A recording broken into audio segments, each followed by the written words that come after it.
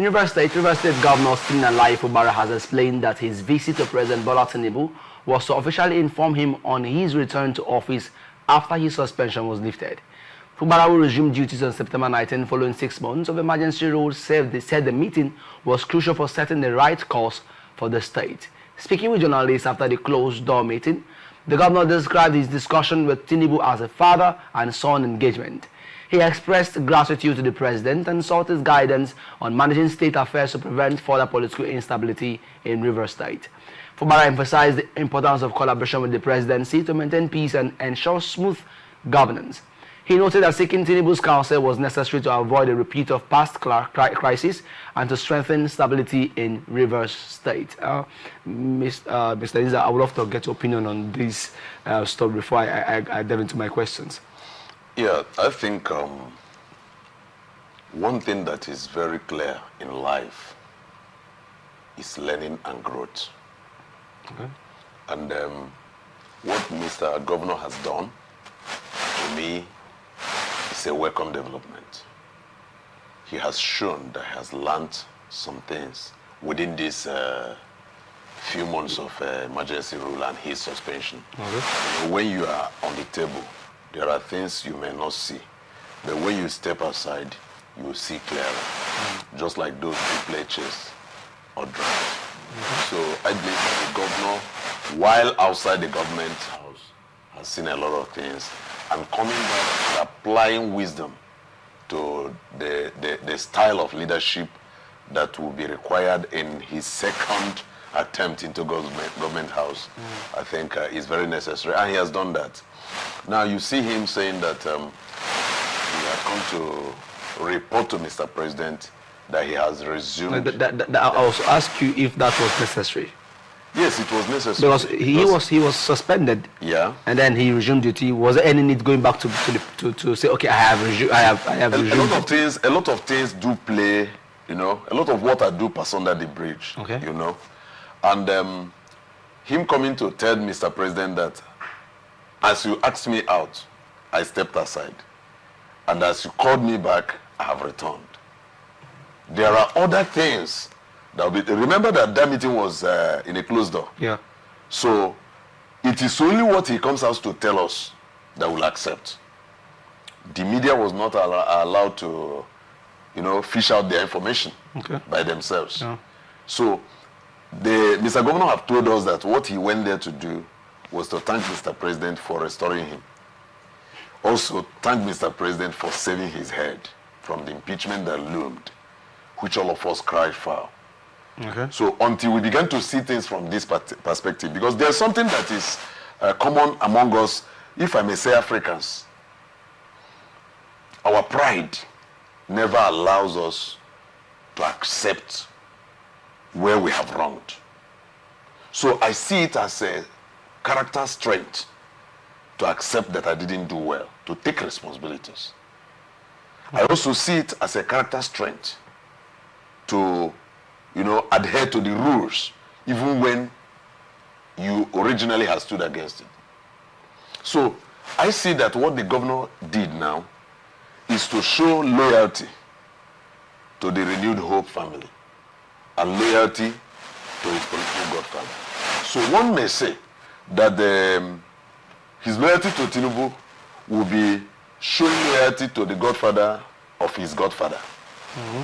Yes. And you see, godfather of his godfather. The godfather of his, because as far as Tinubu is the president of the Federal Republic of Nigeria today, and the Nyesom Wike is a minister serving under him, he is the boss to Fubara's political godfather, who was the immediate past governor of Rivers State, with whom he had problem. And you saw what happened before the declaration of state of emergency and subsequent suspension of Mr. Governor. You saw that actually the assembly, after the Supreme Court judgment, because it was the Supreme Court judgment that clipped the wings of the governor. And as a law-abiding citizen, he never went to fight that judgment. He now returned back to do the ABC that the Supreme Court had pointed out that he wasn't doing well. He asked the local government chairman to step aside. he downed weapon and turned back to the assembly. But the assembly was not ready to respond, positively. And everybody saw where the thing was. In fact, they had served him impeachment notice. And why everybody was looking at what will happen, there were threats here and there. And boom, Mr. President came in and suspended both the executive and the legislature. The two powers that were wrestling, he suspended them. He disarmed everybody and left judiciary. Okay. Now brought in a sole administrator. Some of us cried foul. Yeah, which is still on. Yeah, some of us cried foul.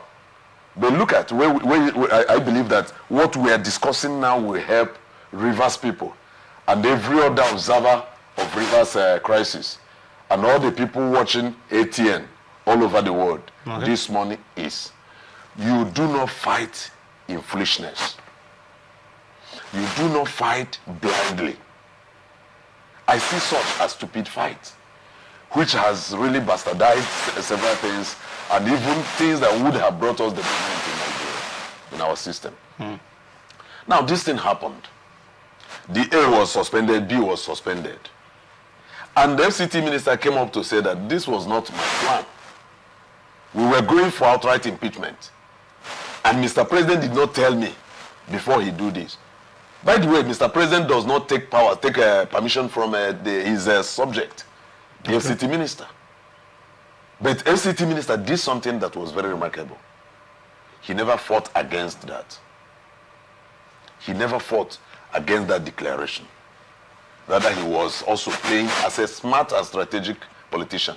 He was also watching the things and making sure that things did not go out of hand. Now, we suffered this emergency rule for 6 months. And remember that in the statement of Mr. President, he said for the initial, when I heard the word initial, I underlined it. I said there is something that this word is carrying. Okay. Initial 6 months.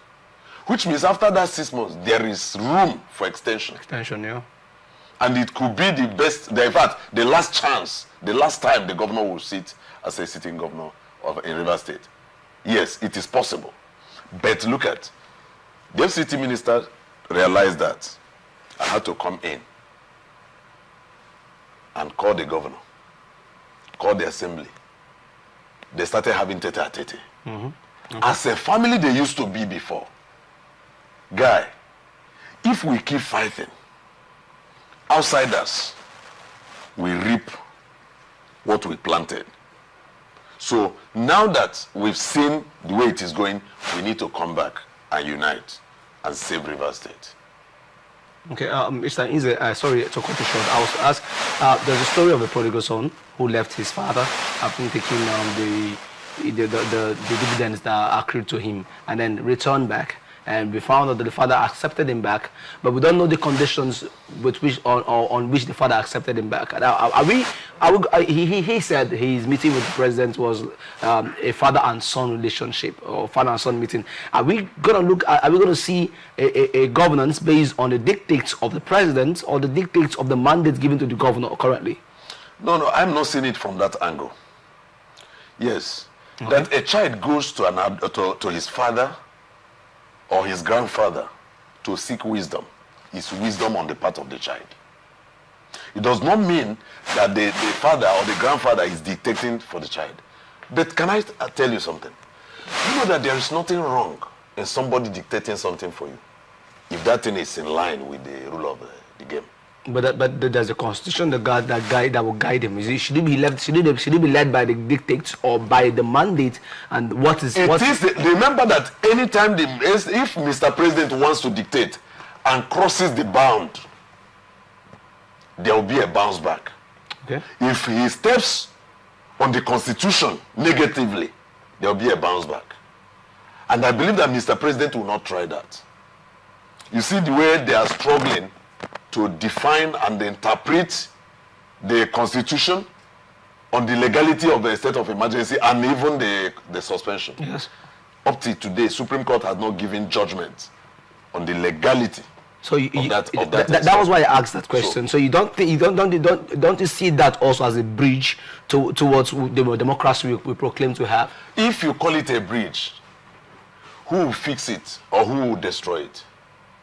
We already know that in your show here, I've complained about the judiciary. I've complained and complained. But I know that there could be a good man who might be influenced to do something wrong. And after a while, he returns back to himself and continue to be good. That's why we're humans. Okay. But I'm not in any way justifying the judiciary. But I believe strongly that the steps taken by Mr. Governor of Rivers State, the reinstated governor, the newest governor as it might be today, I'm seeing his step as a step into the right direction. It's a wise decision. And anybody can come up to, allege that the governor is now taking instruction from Mr. President. If the governor is taking instruction from Mr. President, and some people are alleging that the governor has been beaten to surrender, and now he will be taking dictates from the FCT minister. Well, if FCT minister has become, as a governor, former minister, and current minister, has become an advisor to the governor, and the president, former senator, and former governor, has now also become an advisor to this governor. My dear, when you have powerful advisors, you do tremendously well. What if that is the case? But I'm not in any way asserting that the governor is taking instruction from anyone. He's simply trying to build bridges across the lines. He has returned. Initially, it was him and the Rivers people. That even the national body of PDP, the political party that produced him, couldn't help. The governor's forum became toothless bulldog. So the governor was all alone. His party couldn't start for him. He cannot run to Mr. President because they don't have relationships. One thing that has killed Africans and some African business is that they don't diversify, they don't connect. They don't connect. Which I believe that since the governor is a fresh fighter in the political system of Nigeria, all the while he has been pursuing his career, and just in 2022, 2023, he was brought into the political space. So as a new man, he never knew that he needed to cut across all the 6 regions of the Federation. South, South, Southeast, Southwest, North Central, Northeast, and Northwest. You need to build bridge across these places to hold yourself. So now that he has returned, he discovered that he had all been alone. And you see all those noise, all those shouts and all that, I wouldn't call it noise. I mean people that fought with him. They were foot soldiers without enough commanders. Sorry, Mr. Inze, the Rivers State House of Assembly has called for a probing of Ibasi's spending while he was in charge of while he was sole administrator. Now, we didn't hear Fubara say anything about on that. In fact, recently Iba said he doesn't find it let me use the word worthy or important for him to be probed. Now, we expected the governor, or we were expecting the governor to make a statement on that, but we haven't heard anything about that. First and foremost, I will not agree with you that the Rivers State House of Assembly, being led by Honorable Martin Chike is calling for the probing of Iba's administration, 6 months administration. It was on the news 2 days ago. What I heard the speaker say that they will investigate. Now, it is up to you to use the word probe. And I am using the word the speaker used, which is investigate. But both words are not far-fetched from me. They are not the same. Depending on the context of its usage, they are not the same. Probing and investigation are not the same, even in their definitions. Though they could be closely related, but they are not the same. That is why when you go to court will now begin to, pull the thin lines. And by that time, somebody will say, I didn't look at it from that angle. So, and there is nothing wrong if the assembly would come to say, we're investigating this. We need to know the period a bus was in Rivers State, how much came in, how much was spent, They have not said they are calling a bus to questions. They have not said they are calling a bus for probing. But they need to know. They are the hand, in fact, they are the representatives of the people of Rivers State. And as a family, as a Rivers family, there is need for a family member to know what is happening in the family. I had something I think in the news this morning about a family in Alo, you know, where the family came up to say that one of their brother was not carrying them along in the court case they had over their Aboriginal land. Rather, the man was doing things himself. They are now telling the public, we are not aware. And because we are not aware, anybody transacting business with that person is doing that on his own peril. Because at the long run, the family will not allow you to step into. This is family, not individual. Okay. So, and these lawmakers are representing the entirety of citizens of Rivers State, which I will also plead with them when the time comes, that they should make a law where the non-indigenous, who are citizens, who are contributing immensely to the development of Rivers State, will have also a voice in the Rivers State House of Assembly. And not just in the Rivers State House, in other state assemblies. Let there be space for non-indigenous. Because when you come here, you see this one from this local government, this one from this local government, this one from this local government. You say, yes, they are representing the local governments. But when they want to do some of the distribution of incentives, they'll do it in the town hall. And the non-indigenous do not have business in the town hall except to answer query. Yeah. So when they bring it to town hall, you see the families that make up that community. They will gather and share whatever incentive that has come. Sometimes even job opportunities, scholarships, and stuffs like that. So there is no space for non-indigenous who have spent their lives in Rivers State. Some have lived in Rivers State for 30 years. Some have been living in Rivers State even prior to the war, to the Civil War. And after the Civil War, they returned back. Some are still here, alive, without having representation in the things that concern Rivers State. Except when it comes to fighting like this, you see some of them come up and make their choices, their voices known and heard. So I believe that these people that represent the entirety of Rivers people are the voice of Rivers people. And if they should call a bus, come. For the 6 months you stayed, how much did you receive? How much was left before you came in and started working? How much came in after then, and how much was spent? That's all. And it is not a bad thing.